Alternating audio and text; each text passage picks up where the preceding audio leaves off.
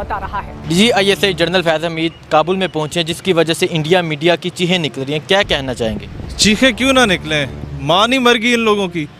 15 अगस्त को इनके जश्न आज़ादी को हम लोगों ने योम सोग में तब्दील कर दिया कि इनकी सारी तवज्जो अफ़गानिस्तान पे थी कि वहाँ से अमरीकी जो हैं वो दुम दुबा के भाग रहे हैं। जब वो भगोड़े वहाँ से निकल रहे हैं और फिर इंडिया बार बार ये कह रहा था नहीं ये तो चलो इन्होंने खुद ही कर दिया ना अफगानियों ने, इसमें पाकिस्तान का क्या रोल है। ये कुछ यहाँ पर भी तज्जिया निगार 2-2 टके के ऐसे होते हैं कि नहीं पाकिस्तान ने क्या किया, ये तो बेगानी शादी में अब्दुल्ला दीवाना है।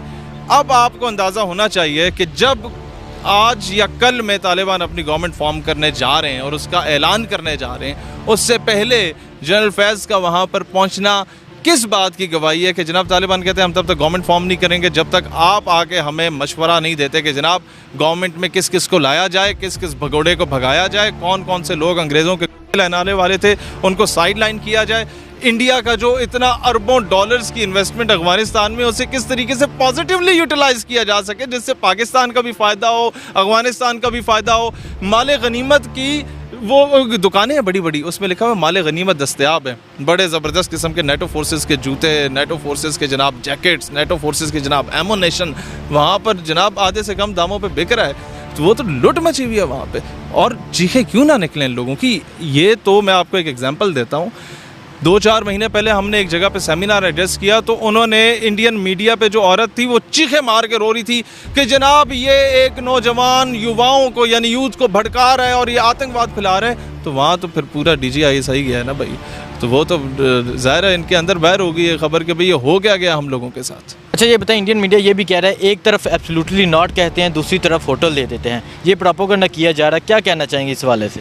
जिस तरीके से इन्होंने हमारे दरख्त शहीद किए और 2 कौवे मारे तो हमने इनका एक कॉकरोच पकड़ लिया, उस कॉकरोच की सही दुर्गत बनाई आज से 2 साल पहले और उसे चाय पेश करके हमने उसे गौ देना था कि वो उनके लिए बहुत ही मुअज़्ज़ज़ चीज़ है, लेकिन उससे स्मेल इतनी आ रही थी कि हमने कहा नहीं इसे चाय पेश करें।